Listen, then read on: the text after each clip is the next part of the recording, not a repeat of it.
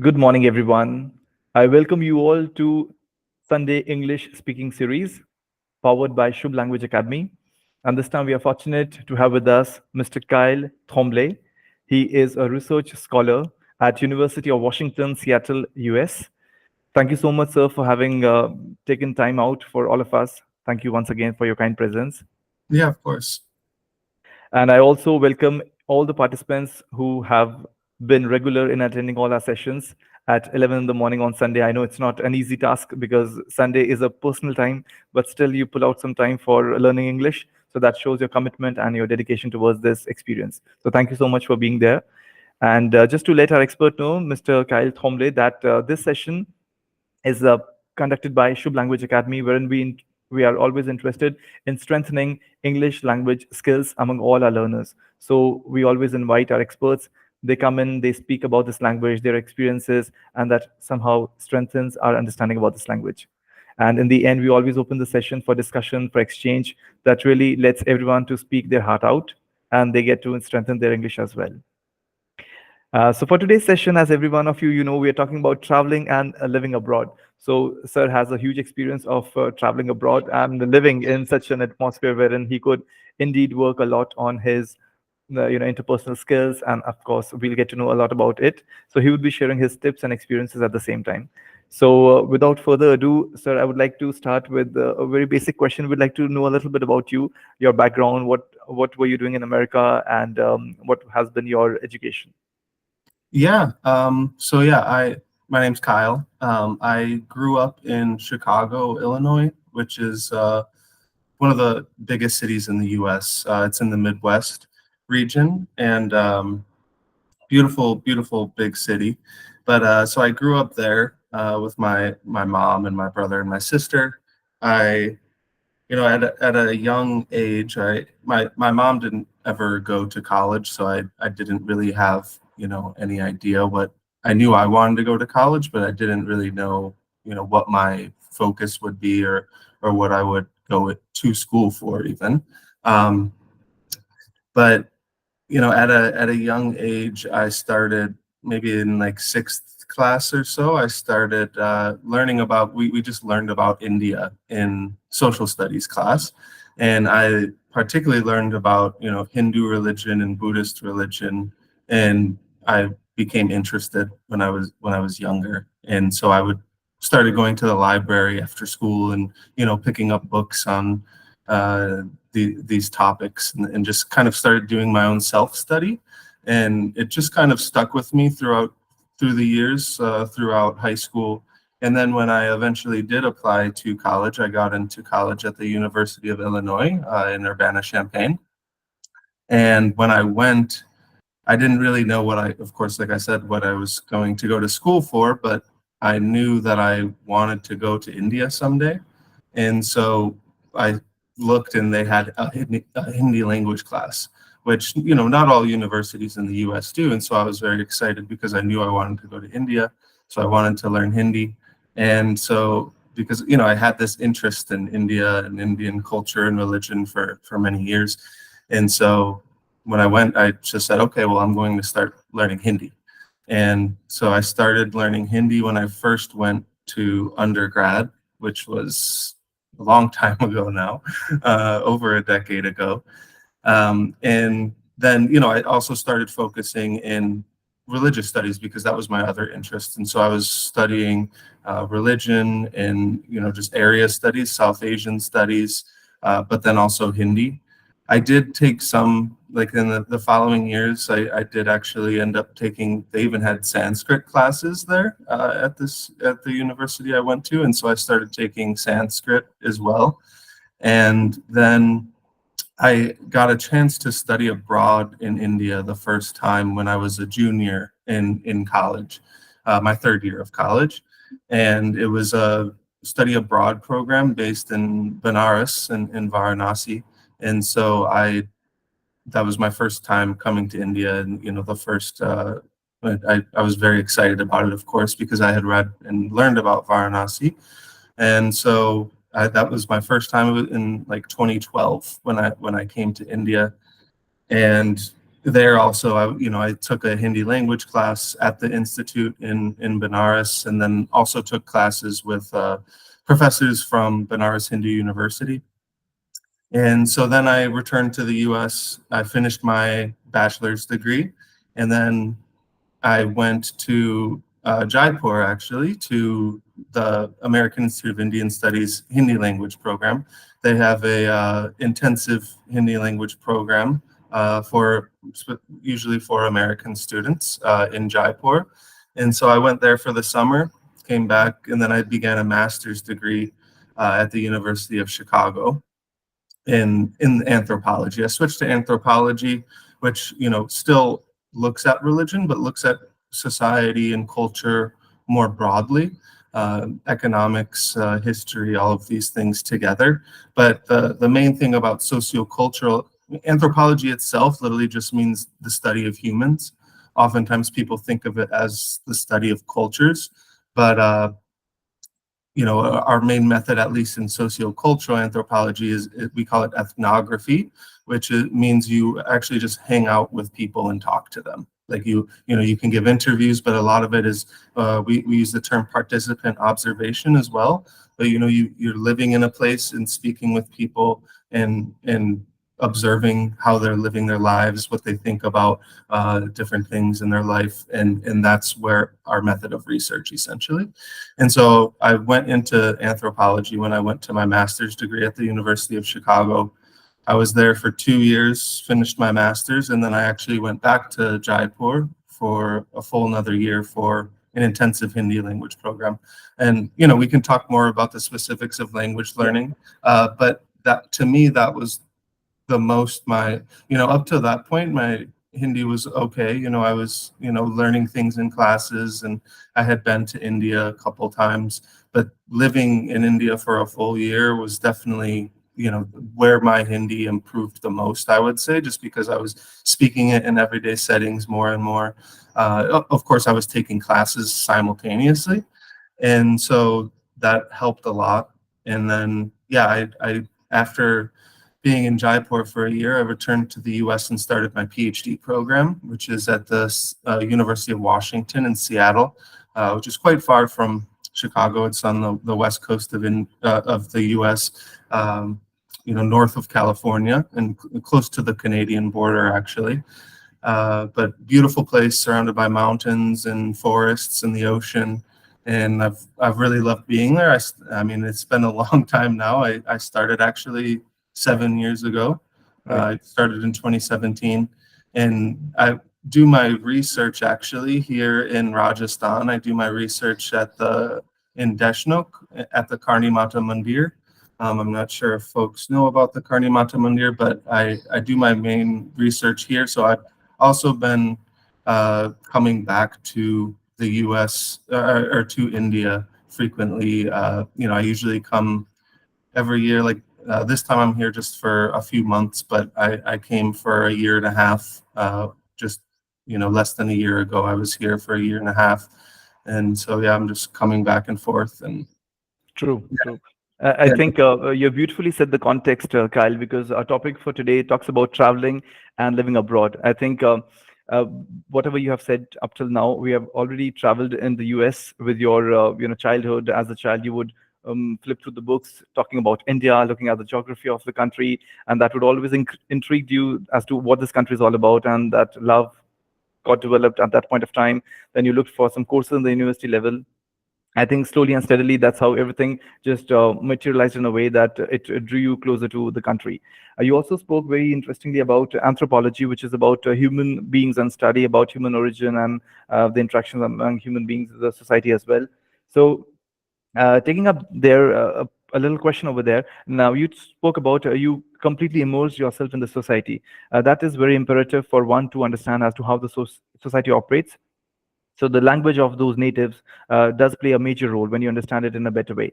So how do you think? I have just a few series of three questions aligned one after the other. So the first one is that how do you think that learning the local language really fosters your bond or one's bond in the society, the one in which one is living? Along with that.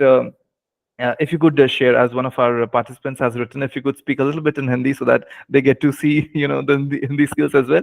And in the last part of this question, we would like to know as to the challenges that you faced while learning Hindi. So why is it important to learn the local language? And then your demonstration of Hindi skills, and then the challenges that you faced while learning Hindi. Kyle. Yeah. Yeah. So yeah, the anthropology, especially for my, career in anthropology, language learning is essential. I think there are some anthropologists who maybe don't know the language that, of the place that they're doing research in. You can hire like maybe a research assistant who translates for you, a translator or something. But I personally have never been interested in that. And I think speaking to someone, if especially where I do research in Dashnok, it's, in Delhi or Jaipur and larger cities, you do meet lots of people who have, who speak English very well. But in Dashnok, not many people know English at all. And, they might know some phrases or words and like basics, but to connect beyond that in like a deeper way, to me, Hindi is extremely important and necessary for that. There's actually an interesting quote. It makes me think of by Nelson Mandela, but he said something like, if you speak to someone in your language, you speak to their mind, but if you speak to someone in their own language, you speak to their heart. And I don't know, I've always thought about that quote. And when I'm here and I speak Hindi, people get very excited. Of course, they get excited that I took the time to learn their language and to commit to it and speak to people in this way. And so that always feels really good when I'm here. Yeah. Yeah, absolutely. Yeah. I think when you will speak in Hindi, I'm sure that would dazzle everyone, and that would also enthuse everyone to learn English in the same sincerity. So, Kyle, if you could just say something in Hindi, would be more than happy to listen it from you. क्या बताऊं, तो हाँ, मेरा नाम कायल है। यहाँ पर सब लोग कबीर कहते हैं। पता नहीं क्यों लोग, मुझे लगता है कि कायल थोड़ा सा अजीब है हिंदी में, और तो यहाँ पर सब लोग कबीर कहते हैं। हाँ, मैं अभी बीकानेर में हूँ और देशनोक में रिसर्च करता हूँ, जैसे मैंने कहा। हाँ। और कहूँ। No, that's wonderful. I think maybe in the end, when people would be interested to know more about you, and absolutely the way you rightly said, Kyle, that when you speak to someone in your own tongue, you actually talk to that person's mind. When you talk in his or her own native language, then you actually reach out to his or her heart. And I think you've already created a space for yourself in the heart of all these language learners. So thank you for having spoken in Hindi. And again, I mean, we can go on and on to talk to you in Hindi, but since we are largely focusing on English, but absolutely, dear learners, if at all you have any questions for Kabir in the end, you want to know some more bit of Hindi, how has he learned, you can always ask those questions. But here I would like to put across a question, Kyle, for you. While learning Hindi, because all our English learners are also experiencing some challenges. We, at our own level, we do face a lot of challenges in enhancing our skills. So, what were your challenges in learning Hindi, and how did you cope with those? As in, how did you create an environment for yourself? You were definitely culturally soaked into the system of our country, but then if someone is living abroad, as in Indians who want to enhance their English, how could they go about it? So, first, your challenges in Hindi, and if you have some tips and suggestions for us. Yeah. Yeah, so especially beginning, I mean, it's difficult in general learning another language. It's written differently, it's pronounced differently. I remember even in Hindi, one of the hardest things for English speakers is learning the difference between like a the and a duh. The retroflex versus the dental does and does, and like just the sounds itself are different in a way. And so that's was very challenging in beginning. The other thing for Hindi was that, in Hindi, there are people, of course, in the US who speak Hindi, but it's hard. It's not something I come across in my daily life. And so to actually practice, it was only within class that I was able to practice, Um, And even when I come to India, I always feel this way still. I've been learning Hindi for over 10 years, but I feel like when I'm in India and I'm speaking it with people every single day, that my Hindi gets better and better. And then I go to the US and I might not speak, Hindi for as much, or, not near as much, or a while, except if I'm, catching up with a friend on the phone who's in India or something, then I'll speak Hindi. But overall I'm speaking and thinking in Hindi less, and so then I feel like it becomes, in English we say rusty, right? Like it becomes rusty after not using it for a while.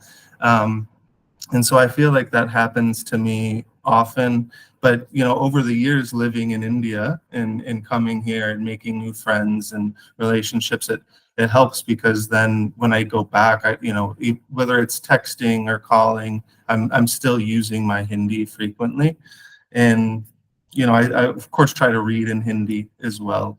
The other thing I would say with learning a language that, at least for me, was a hard part, and I've heard other people express this, is I think there's always going to be some insecurities we feel in speaking, like, because we think about how good we speak in our native language and how easy that comes to us, and we expect it to be that same way in the language that we're learning. And in the language that we're learning, we almost feel like a child at times. So it's hard to think of the words, or you're speaking and then you like worry, like, oh, I messed that up, or I missaid something, and then we feel like bad about it. And I think a big part for me was kind of just getting over that and just accepting, like, I'm not a native speaker in this language. I'm going to make many mistakes. And even, I myself notice when I make mistakes, but I notice that people usually still understand what I'm trying to say. And to me, I think that's most important. Like, as long as people are able to understand the point that you're trying to get across, that's the most important aspect. And I think there's part of it that we just have to get over, some sort of insecurities or nervousness we feel, and just accepting, like, yeah, you're going to make mistakes, and that's okay. Yes.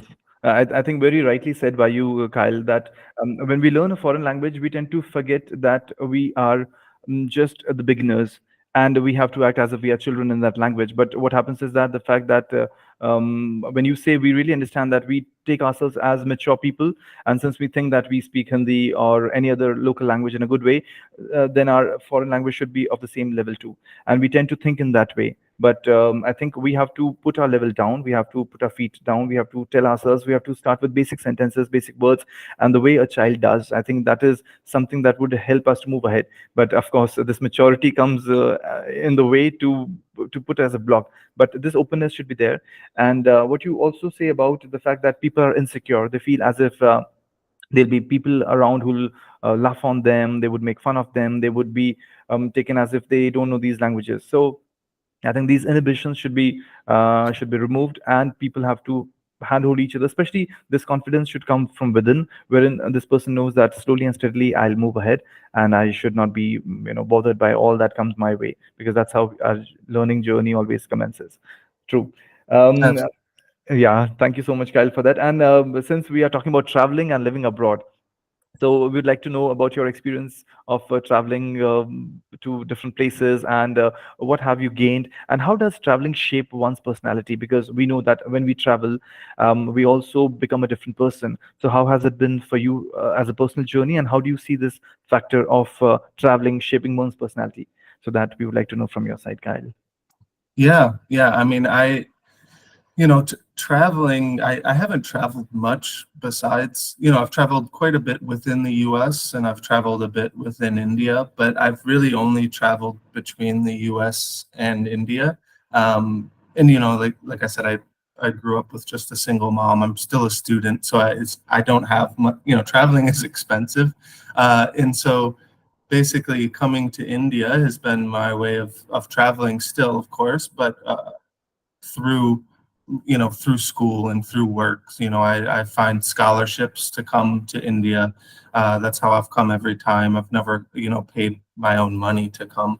I always find scholarships or something to apply to, and that's what allows me to come. But I think and this is very much based on I would say the philosophy of anthropology, in that traveling and living in another place is important because it expands our mind. Like a lot of times, like even friends and family that I grew up with in Chicago, they've never really gone outside of Chicago, and so they have a certain idea of like how life is lived, like how one is to live their life, and in that that is just the normal way of living a life, or that the way things should be. And by traveling, it expands our worldview, right? Like we experience a whole new place, we experience different ways of living and being in the world. And I think that's extremely important, and it makes us more open-minded, knowledgeable people. And of course, we connect with people from different places than if we were to ever, leave this little places that we're from. And I also think that is a very big part of just personal growth in general. I think by traveling, especially if you're traveling alone, no matter what, to me, traveling to a new place is always there's always a little feeling of being overwhelmed, or nervous. There's excitement, of course, but there's also some worry. And like coming to India for the first time, I was terrified. I had no idea what I was doing. Was just jumping into it. And so yeah, I think it's really important, and there's many aspects that we grow from through traveling and experiencing different places. I of course want to travel to even other countries, right? But India always has had a very special place to me, and so that's why I continue coming back here for my own studies and work. Um, and even within India, like when I meet people here in Deshnok who they don't have the chance often to travel outside of Rajasthan, and I tell them about South India, and like to me, like it's the same country, but when you travel there, they're very different places. Even the culture within India is so diverse and different. And I think this is something that I usually have to tell people in Deshnok too about the US, because they have certain ideas of what the US is. And I'm like, well, the US is a very large and diverse place as well, different peoples and different cultures in different places. And so I think traveling to, thinking about the ideas we have of a place or the stereotypes we may have of a place, also going and experiencing a place helps, you experience how it is in reality more so than in the films you've seen or whatnot, right? True, true. Absolutely. I think that does make sense. So when you travel, as you rightly mentioned, we have an openness of mind. We try to embrace people in whatever capacity they are. We also try to grow personally, professionally. The way you rightly mentioned about your experiences, and the way you have shared your knowledge about your country, your homeland with the people in Deshnok and Bikaner, I think these people localized, they did not get a chance to travel physically, but then they got to learn a lot from your experience. So that brings me to our next question, because our language learners who are in English, I don't know how often we would get a chance to go to the English speaking countries, but these kind of exchanges that we have. So we are traveling virtually with you. You are, helping us move through the land, which is unknown to us, the culture that is unknown to us, the language that is at times not very clear to us. So that hand holding really helps us. So how do you see, Kyle, that all the language learners who cannot actually move physically for some reason, the financial reasons, the physical limitations, the time limitations, how does it really make a sense when we travel through books, we travel through internet, we travel through these interactions? So what major role do they play, if you can highlight a little bit on that? Yeah, totally. Yeah, it's actually a really interesting question, because thinking, you made me just think about my own research differently, because oftentimes I tell people, in the US, a lot of times people are like, how do you get people to open up and, ask questions about various things in their lives?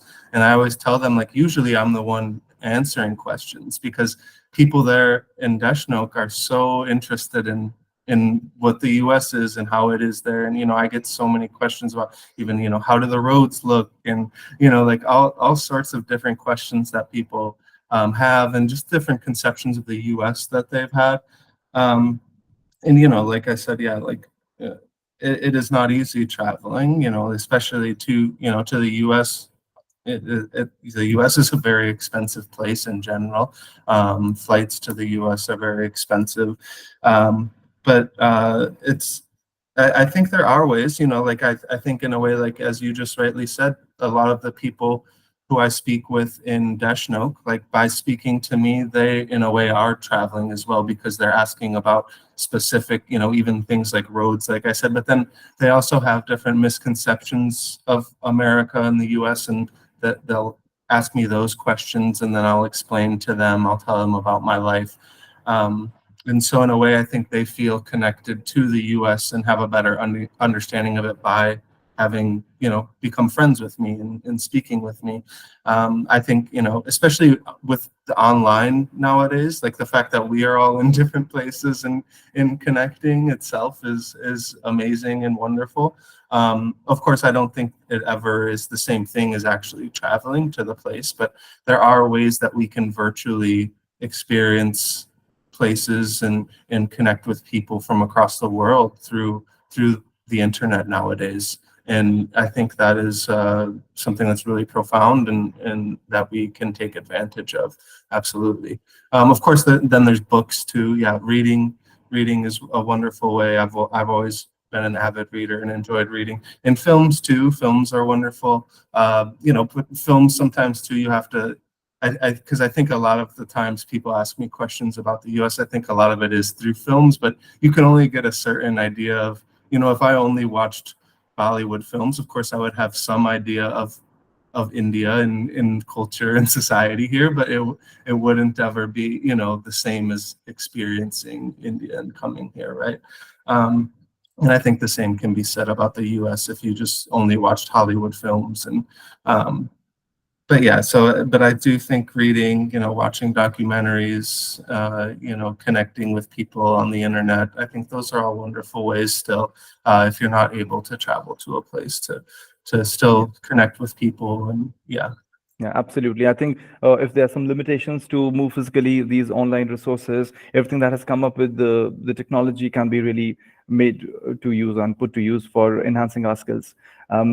Now, moving ahead, Kyle, we would like to know a little bit because you talked about stereotypes that people have certain preconceived notions. When you came to India, you were about to take a flight to India, you were terrified with some kind of an understanding that you already had about the country. And when you came here, everything just got off and you broke the shackles of these preconceived notions. So how do you see the cultural shocks? How do you see stereotypes at one side that stop people from moving ahead in their life, in exploring new cities, new countries, new cultures? And how do you absorb these cultural shocks? And how do they transform you in a different person? So this whole process of changing from someone who is like fearful of the unknown becomes a part of this known completely, and perhaps things would not shock you as they used to shock you earlier. Perhaps if you have seen that transition in yourself, you can talk a little bit about it. Yeah, I mean, I think no matter what, traveling to a new place, there's going to be certain things you experience that are just different and shocking to you. Sometimes in good ways, sometimes in like a way that's harder to deal with, right? I think when I arrived here, I always remember when I arrived in Delhi, and I had no idea what I was doing. I was fresh off the airplane in Delhi, and I was part of a program, but I had a day in between to where, I was supposed to be flying to Varanasi to meet the people who were running my program there. But I had one day just where I landed and was completely alone in Delhi. And I had to like walk out of the airport and find an auto and take an auto to this hotel. And it was like, I think for me, like just the roads and the traffic is to me what, especially coming directly from a 24-hour flight to India and then walking into this, but just like the sound, because in the US when people we do honk our car horns, but it's usually only if somebody is extremely mad at the other person, but here it's a way that drivers communicate with one another. It's like, hey, I'm next to you, I'm right behind you. So in a way, it's a different way of communicating with sound. But to me, that was it stood out a lot, and it was like it felt chaotic to me. And over the years, it's like I'm totally used to it now, to where I don't even really notice it. But then I remember I was talking with my mom on the phone recently. I was on the bus heading down to Deshno, and she was like, "Why are people beeping so much there?" She didn't understand either. And so that I thought that was really funny. I think no matter what, there's just little moments like that. But then just being in a place over time, you get used to it. I think different stereotypes and misconceptions. Like even when I speak with people in Deshnok, I think they think the U.S. is just a very rich country, which of course the U.S. does have a lot of wealth. But I think that they think that means that everybody in the U.S. is rich. And I often have to explain to them that there are class divisions still within the U.S. There are still poor people. There are people without homes who live on the street. And I think a lot of times people imagine the U.S. as, in terms of development, like this just very rich, developed country where everybody's equal. And, I often have to explain that that's not the case at all. And I think on the opposite side, that people often have that conception of India in the U.S., that India is a country that's very poor, right? And I think they imagine, like they imagine the film, like the film Slumdog Millionaire that was really popular in the U.S., right? But they imagined that, and like I remember one time on social media, I was in Delhi or Jaipur, I forget, but I went out to see some live music, and it was at a club, and there was like lights, and it was a very beautiful show, and I posted a image of that, and I remember people respond to me like, that's India? Like they were surprised that there's also like these places with like fancy concerts, and in, like I said, India is also a diverse place, same with the US. And I think sometimes people homogenize their ideas of a place in their minds. For myself, it was interesting because as I said, the first time living here was in Benares, right? And so I had a conception of India that I created in my mind because I was already interested in Hindu religion and Buddhist religion, and I was living in Benares and near Sarnath as well. And so I had this idea that India was a very like spiritual country, right? Like I think people in America often have this idea too, especially with like how popular things like yoga have become in the US. But like living there and then going to living in Jaipur and Delhi afterwards, it's that these are also very different places, and they're very different from where I do research. And so I think there's lots of different stereotypes and misconceptions that one has, but by meeting with people and talking with them, you realize that it's much more complex and diverse than you ever imagined. Absolutely. Yes. I think you very beautifully said that we have our stereotypes, even if we don't try having one, slowly and gradually it builds, unless we meet the people, the local people of the culture, the country, and that's how we start shedding that away. And that is the process that happens for everyone. And the way you said that you wouldn't have noticed that honking off or the beeping which was behind you, and your mom could easily trace it. So you gotten soaked so much into the culture that you were a part of it, and you did not even realize it that that was happening across and around you. Yeah. So that kind of adaptability is something very important for everyone of us to be a part of. Anything that we do, we're so much soaked into it that we don't get to know as to an external change is there. That shows about the kind of adjustments that we make in a new setting, and that Yeah. also becomes very, very important. And there's things you even get used to, things I've gotten used to and appreciate so much about India. And like when I go back to the US, I also kind of feel, I would say, a reverse culture shock. Like, when I'm in India and living here, and, of course, I think partly this is because I'm a foreigner who speaks Hindi. And so I think people get excited and want to speak with me. But even when I'm, on a bus or a train, I notice Indians who don't know each other who will like start having a conversation and connect with each other. And in the US, this is something that's not common. Like when I take the bus in the US, it's just everyone looking at their phones, maybe reading a book, keeping to themselves. There's not as much of a sense of community, I would say. Of course, different places in the US are different, but at least in the bigger cities like Chicago and Seattle, where I've lived, that it's people are much less likely to open up and speak with a stranger.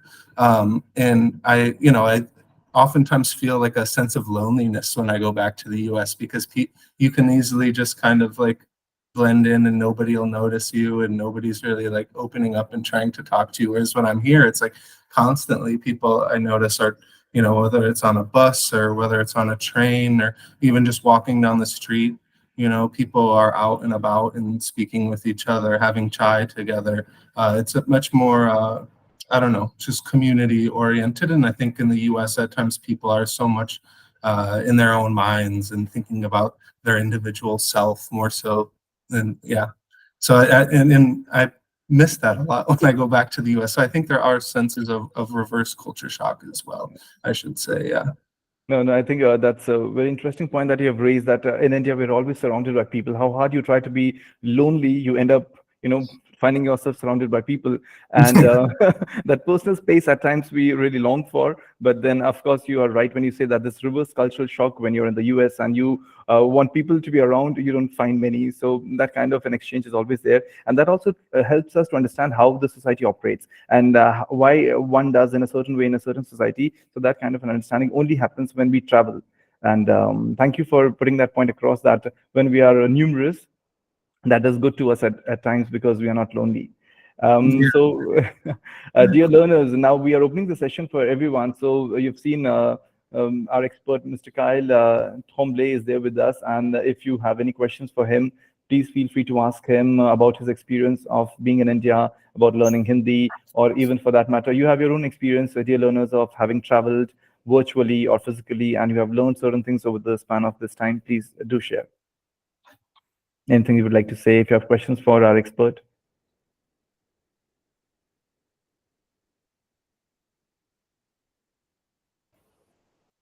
Now, this is a chance for everyone to be, I'll just add people. Yeah, it's a chance for everyone to interact with our expert and to put things out if at all you have anything to say. All right, so people can think about the questions. Meanwhile, I have a little query for you, Kyle. If since in India we speak English, and you have heard many Indian people speak English, every time in our sessions I say we appreciate and we enjoy all sorts of English, whether it be British English, American English, from other English-speaking countries, or for that matter, Indian English. And so, how do you understand it when you came for the first time to India? When you heard people speak English, you had a different concept of understanding our language. English, of course. And then how do you find it different from the other versions? One, and are there certain points that you would like to put forward to our English learners as to what shocks you or which is incorrect at times, and the way you can actually help them enhance their skills in that line, if at all there are certain really fatal points or something very tricky that happens otherwise? Yeah, I actually I can't think of anything that's like too, I wouldn't say there's anything that's too severe. I will say I think there's just a different, and like when I've met Indian English speakers, I think oftentimes they sound like they have English accents to me, which makes sense because the English that began here is because of British English, right? And so there's just slight differences in accents. So the only thing I've ever I think that it's still clear and easy to understand. It's just a accent difference, but there are some minor word choices. I can't think of too many right now, but one of the first that comes to mind that often comes up is I notice a lot of people here use the term flat when talking about an apartment. And this is same with British English speakers. They'll say flat instead of apartment. But in the U.S., American English, we say like, oh yeah, like I'm living in an apartment rather than like, oh, I have a flat, right? And then another that comes to mind is we say elevator in the U.S. In British English, you say lift. Oh, I'll take the lift. But in the U.S., we say elevator. But yeah, Right. I can't think of too many others, but there are definitely some, I would say, minor like word Right. choices, but like nothing that's like that would be misunderstood in like a bad way or something. Right. Yeah. Mm-hmm. Right. I think what you talk about is the choice that we Indians have. We can pick up from British part of it or the American part of it or anything that is served on the platter. We can pick anything and we make it our own and we put it across. So I think that's why we don't get to know as if it's American or British. For us, it's in English and we pick it up. But slowly and gradually, people are taking concern of it as well. They understand if it is in the British style or if it is in the American style.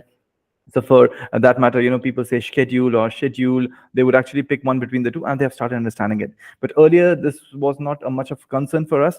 But the way, because of technology, the internet, people have an access to understand if this is the way it should be spoken. So we get to know these two differences as well. But for the moment, we hardly make any difference between the two. And yeah, the way Kajal says that we have mixed our English. But what you rightly mentioned, Kyle, is the fact that we are able to explain what we want to say, and that does not bother the comprehension at all. So I think if we are able to do it, and slowly and gradually, we are even able to make clarity between the two, then of course we can pick one of the parts which can be either American English or British English. But for the moment, it's a mix of two, and we're happy with it. So I think that's why it bothers you when you, I mean, not too much in the sense of botheration that happens, but especially for the fact that you get to know the word flat when we talk about I've bought a flat or we have moved to a new flat, and for you it's an apartment. So we for us that word exists. Both the words, they exist for us. We pick any one of the two that suits us. So we don't pay much of attention to it if it's in from the British side or the American side. But that's true. Slowly and gradually, we tend to make a little difference between the two as well. So that was good. Thank you, Kyle, for that. So Yeah. any questions, dear learners? If you have anything to ask our expert, meanwhile, if you could find a question to put across, anything you'd like to ask? Hi, Kyle. Good evening. This is Jaivardhan Singh Yeah. from Jaipur, Rajasthan. So I have a question that why you had this illusion or like say idea that Indians are very spiritual or like how they are like perceived as spiritual. Like when you went to Banaras and like other cities and like before coming to India, you had this idea, but after coming here, you had a different experience. So why? Like I will also give my opinion, but I want to know about yours. Thank you. Yeah, I mean, I think it was just because of the ways in which I was learning about India before I had come. As I said, when I was younger, the thing that first started sparked my interest in India was learning about Hinduism and Buddhism. And so that's what I was focused on reading. I wasn't like experiencing really anything outside of that like small window. But then of course within the US, I think this is a larger thing. Like people talk about Swami Vivekananda going to the US, and like just different ideas of the West as like a non-spiritual place and the East as a spiritual place, which so I think there are like longer stereotypes in this way.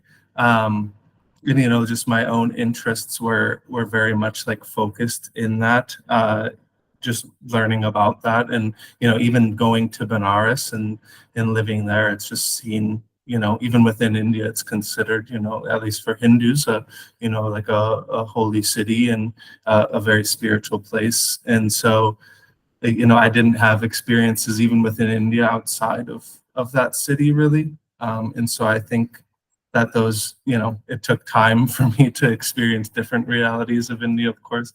But then, of course, like even within like the US, just like the popularity of yoga, and yoga is, a spiritual discipline that came from India, which of course I was also influenced by like the practice of different forms of yoga and meditation. And so I think that's where much of this arose from. Yeah.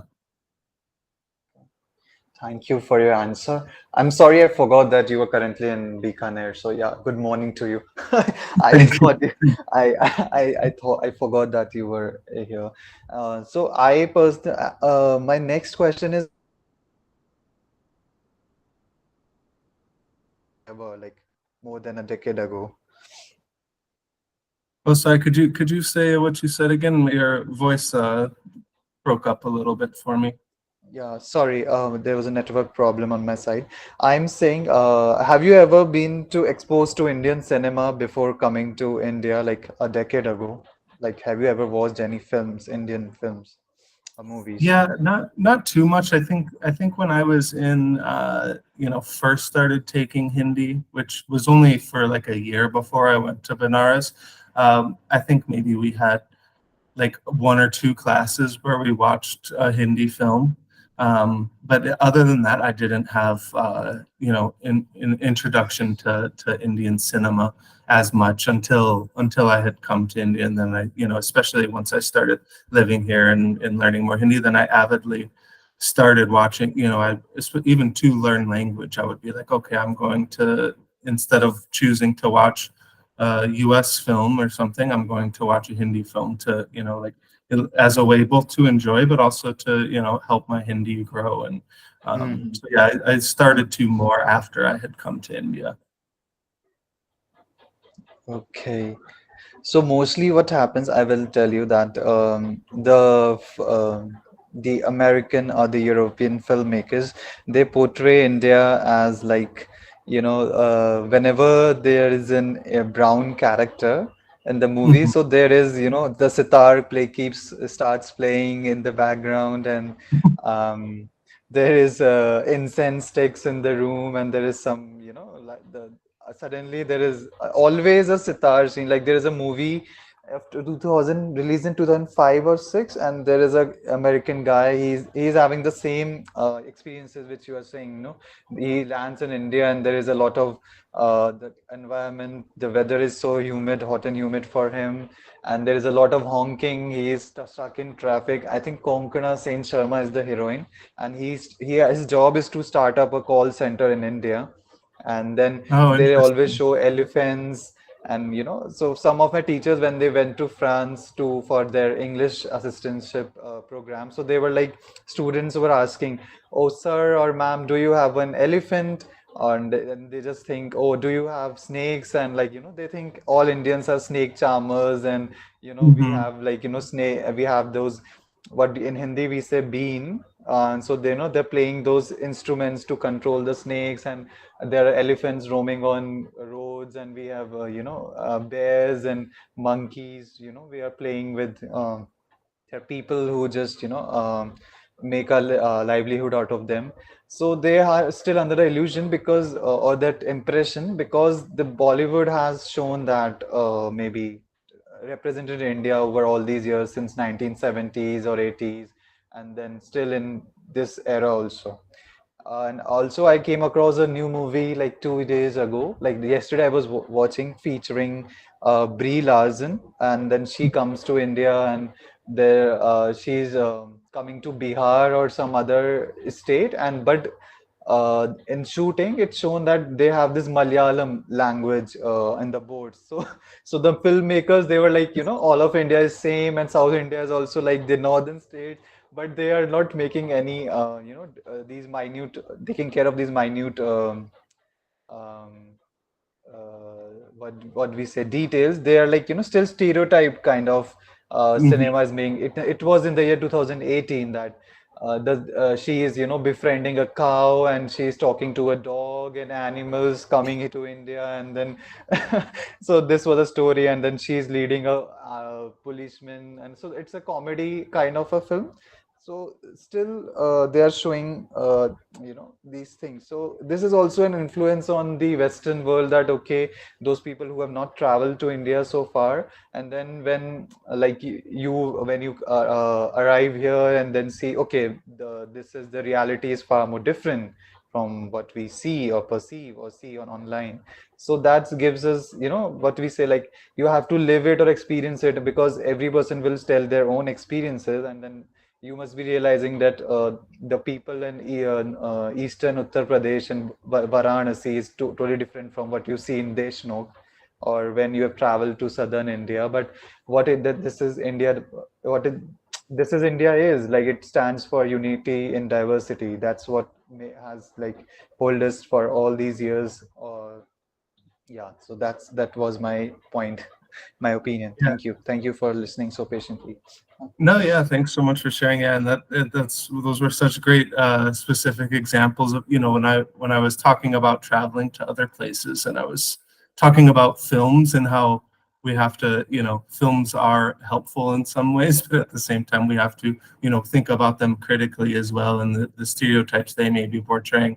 And those were such great examples of how, different ways in which India has been portrayed. And, I think in many ways, like, there's different ways in which this happens with the US. When I speak with people here, oftentimes they have conceptions that they've seen through films, and same way, it's very different and complex and diverse. Then we just have to also watch films and things like that critically, even though they may be useful in experiencing a different place at times too.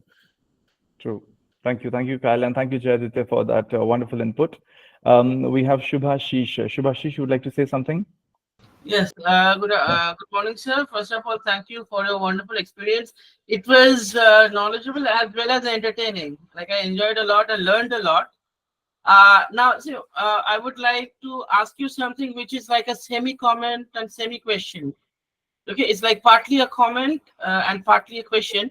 That is, do you think that language should be related with complexity? Like, if I don't know English, then like I'm not superior. This kind of thing, it happens. At least I have observed over at least people whom I see around me. If they don't know English, they're considered to be illiterate or uneducated, although their knowledge is good. So that is my, you can say, question come comment. Should it happen like this, that if we don't know English and we know only a mother tongue or maybe a local language, we are not educated to that extent? And if this exists, how to change this attitude? Yeah, I mean, I wouldn't say so. Like, I don't think that knowledge really depend.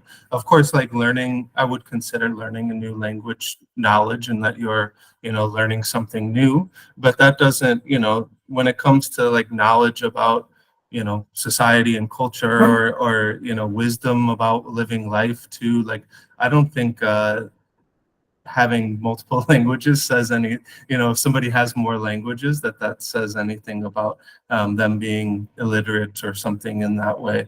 If somebody doesn't have that, like, somebody could still be extremely knowledgeable and wise, even without having multiple languages. And I think, I don't know. I think in a way it's difficult in India, right? Because I think in a way English here is seen still as a class thing, right? Like, if people who are more educated or who have gone to like an English medium school, like that, oftentimes that's seen in a way as like a class thing in India. And it, of course, clearly has different opportunities for jobs going to the US.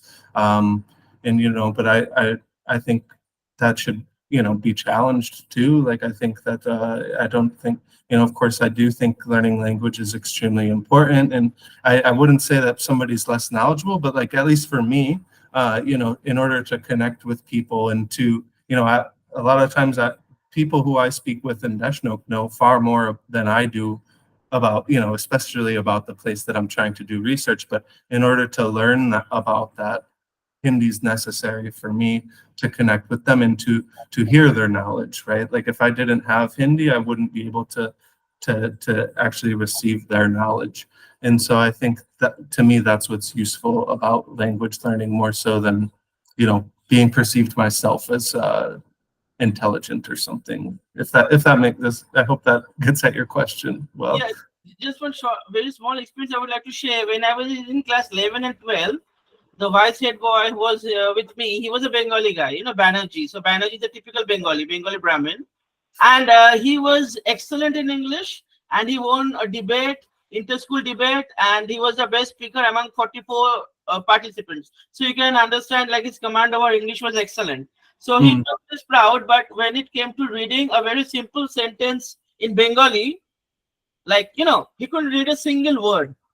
And he, like, it was a matter of pride for him. So that is why it came to my mind. And so anyways, thank you for your answer and sharing your opinion. Yeah, of course. Perfect. Thank you, Shubhashish, for such an interesting question. That's true. When the knowledge is compared or is really measured with the language that you speak, it is the plight of a nation and plight of a society. I think knowledge is something that can be expressed in any medium, but unfortunately, at times it is compared with the kind of language you speak. So that's true. So, but then we have certain ways to cope with it and to move ahead. And as Kyle rightly mentions, that for an international exposure and to really move into the societies, one speaks their local languages. So you sort of enhance your kitty of languages, but at the same time, we stay humble. We understand that languages do not shape as to how we think. Largely, it does, but then the way you communicate doesn't talk about your knowledge. That's a part of it. That's just a medium, right? All right, so we have come towards the end of our session. We have kept a little activity for our speakers because at times they're intimidated, they don't speak much. So we would like to see, we are putting some words on the screen.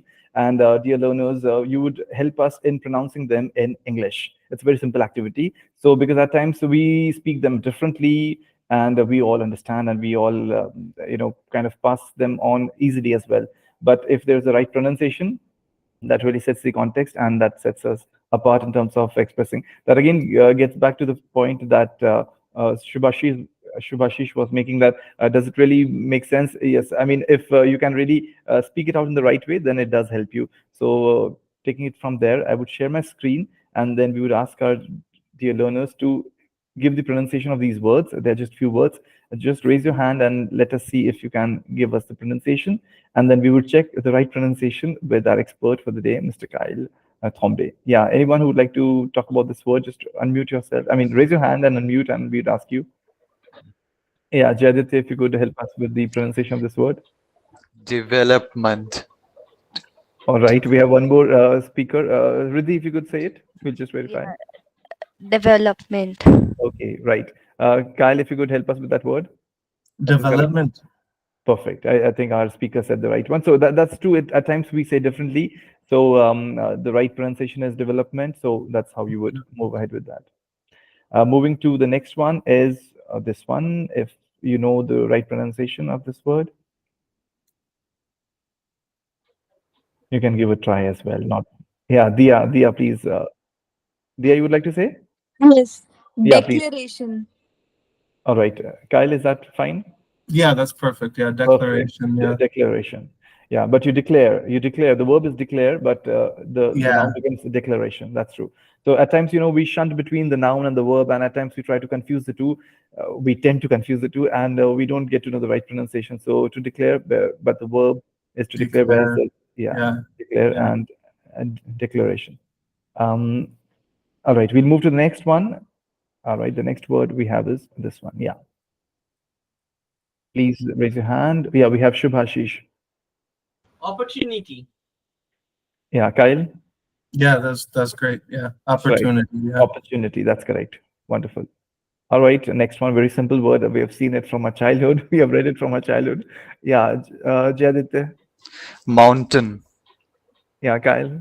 Yeah, That's mountain. correct. Yeah, Perfect. I know our Indian learners, they understand why are we taking these words so simple, but yet they are at times not pronounced in the right way. So we tend to say mountain or something else, but slowly and gradually, yeah, that's how we understand. Because I'm sure, Cal, you must have seen, again, the same point, not being judgmental at all, but the only aspect of this activity is to help people enhance their speaking skills. So we tend to know as to how it should be spoken, what the ending should look like, how the throw should be given to the syllables or to any other aspect of that word. So that's how we would want to move ahead.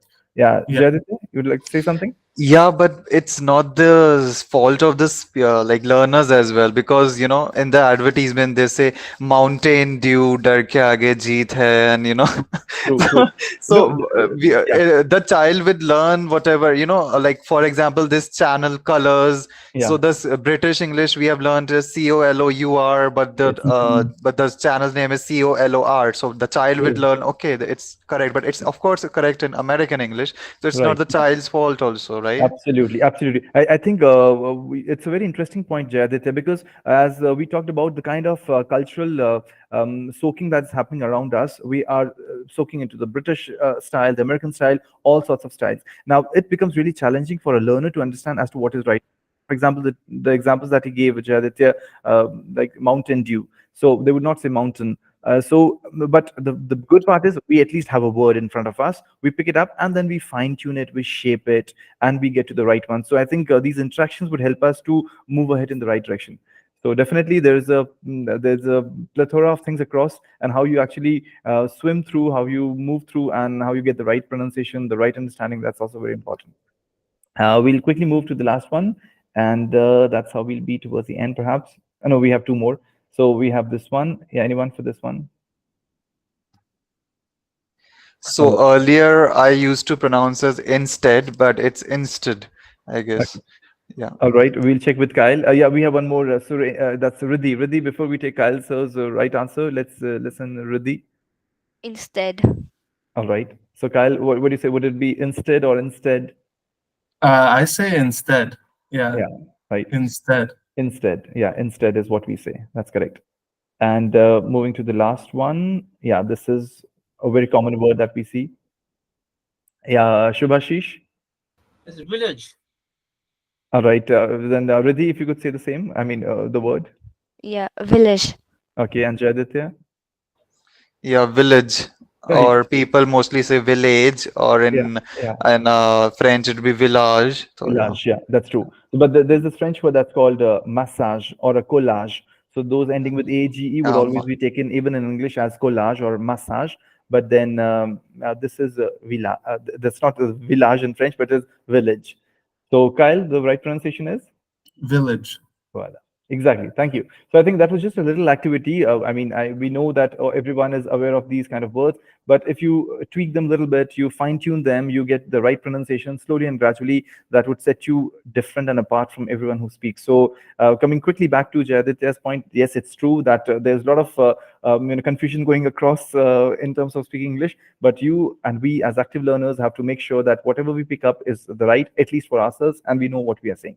I think that personal interest and personal development is going to help us in a better way. All right, Shubhashish, you would like to say something? I see your hand raised. Yeah, it's just coming to my mind that Yeah. why don't you have a session where, like, you can teach basically the difference between American English and British English. Definitely, it's a So good, that will be very helpful for the learners to distinguish between the two, I would call dialects, right, or right, the difference in the language of America, the difference in between British and American English. The way of the pronunciation, their true, accent, the words, how they're spelled. true. So I Okay, would good. like request, sir, if it's possible for you, if you can have this kind of a session, it will be Sure. really a learning one for the learners. Absolutely. Well taken point. We would work on it, and as soon as we are ready with that, we'll come across. Yeah, Jayaditya? Well, I would like to correct, like, I'm sorry, but American English and British English are not dialects. Dialects is within the Great Britain, Yeah, when with the you British, have the, there's two forms of languages. Yeah, yeah. yeah, Even it's like, Australia, they have a different form of English. Right, right. So absolutely. I mean, yeah. because the more of our interaction is with the Britishers or American people. But any which way, the world is such a globalized village now that you get to meet everyone across. So definitely, we look into it. Shubhashi is the well-taken point, and we'd work on that. Thank you for your kind suggestion.